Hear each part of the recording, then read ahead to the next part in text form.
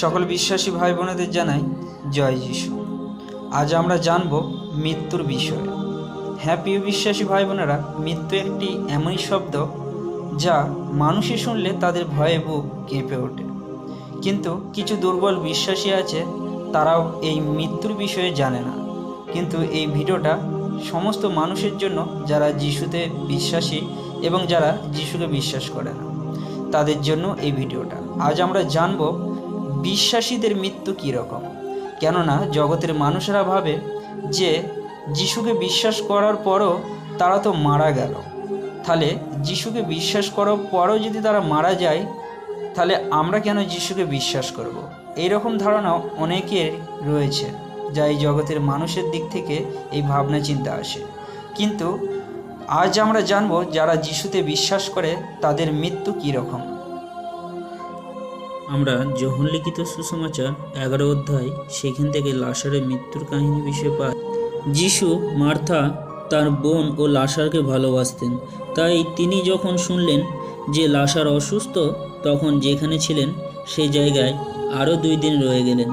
এরপর তিনি শিষ্যদের বললেন, চলো আমরা আবার জিউদিয়াতে যাই।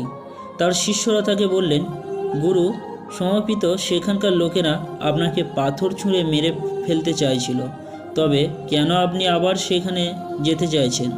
এর উত্তরে যিশু বললেন, দিনে 12 ঘন্টা আলো থাকে।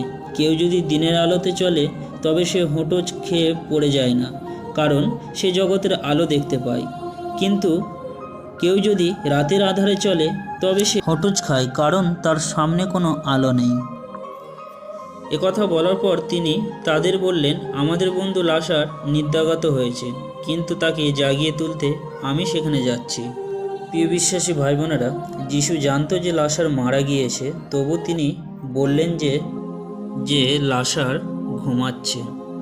কিন্তু লাসার মারা গিয়েছিল এবং তাকে কবর দেওয়া হয়েছিল। কিন্তু যিশু তাকে মৃত্যুর পরও কবর থেকে পচে গলে গিয়েছিল সেই লাসারকে জীবিত করে ফিরিয়ে নিয়ে এলেন। তাই প্রিয় বিশ্বাসী ভাই বোনেরা, লাসারের মৃত্যুর পরও যিশু তাকে বললেন যে সে ঘুমাচ্ছে, কেননা যিশু জানতো সে আবার জীবিত হবে, কেননা ঈশ্বরের মহিমা সেই লাসারের মধ্যে দিয়ে হতে চলেছে। সেই রকম আমরা যখন প্রেরিত সুসমাচার 7 অধ্যায় 60 পদ দেখি, সেইখানে লেখা আছে এরকম লেখা আছে, তারা যখন তাকে প্রস্তরাঘাত করছিল, স্তিফান প্রার্থনা করলেন, প্রভু যিশু, আমার আত্মাকে তুমি গ্রহণ করো। তারপর তিনি নতজানু হয়ে চিৎকার করে বললেন, প্রভু, এদের বিরুদ্ধে তুমি এই পাপ ধরো না। একথা বলার পর তিনি নিদ্রাগত হলেন। প্রিয় বিশ্বাসী ভাই বোনেরা, স্তিফানকে যখন পাথর ছুঁড়ে মারা হয় এবং সে যখন মৃত্যুবরণ করে, তখন সেই মৃত্যুটাকে বলা হচ্ছে সে নিদ্রাগত হলো। কোনো বিশ্বাসীর মৃত্যুর পর সেই মৃত্যুটাকে মৃত্যু বলে গণনা করা হচ্ছে না, কেননা সেই মৃত্যু সারা জীবনের জন্য না। তাই তাকে নিদ্রা এবং যাকে বলা হয় ঘুম, সেই নাম দেয়া হচ্ছে, কেননা তারা ঘুমাচ্ছে এবং প্রভু যিশু যতদিন না তার গুপ্ত আগমনে পৃথিবীতে ঘটছে, ততদিন বিশ্বাসীরা ঘুমের মধ্যে সেই কবরে থাকবে। তারা এই জগতের দৃষ্টিতে তাদের মৃত্যু হয়েছে, কিন্তু ঈশ্বরের দৃষ্টিতে তারা এখনও ঘুমাচ্ছে এবং তারা আবার উঠবে। র্যাপচারের সময় তাদেরকে তোলা হবে। যারা মৃত্যুবরণ করেছে তারা প্রথম কবর থেকে উঠে আসবে এবং যারা জীবিত আছে তাদেরকেও তোলা হবে সেই র্যাপচারের মাধ্যমে। সেই বিষয়ে লেখা আছে 1 করিন্থীয় 15 অধ্যায় 52 পদে লেখা আছে, এক নিমেষে চোখের পলকে শেষ তুরিধ্বনির সঙ্গে তা ঘটবে।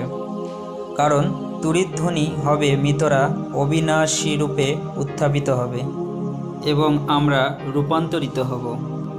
তাই প্রিয় বিশ্বাসী ভাই বোনেরা, জগতের দৃষ্টিতে যা মৃত্যু, কিন্তু আমাদের প্রভু যীশু খ্রিস্টের অনুগ্রহের দ্বারা বিশ্বাসীর চোখে তা মৃত্যু না, তারা ঘুমাচ্ছে এবং তারা আবার উঠবে এবং প্রভু যীশু তাদের জীবিত করবে এবং যারা এখনও পর্যন্ত জীবিত রয়েছে তাদের তুলে নেওয়া হবে সেই র্যাপচারের মাধ্যমে। আর এই র্যাপচার এবং মৃত্যুর পর পুনর্জীবিত তাদেরকেই করা হবে যারা ঈশ্বরের বাক্যকে পালন করেছে, শুনেছে, সেই মতো কাজ করেছে। অবশ্যই তাদের জন্যই এই র্যাপচার।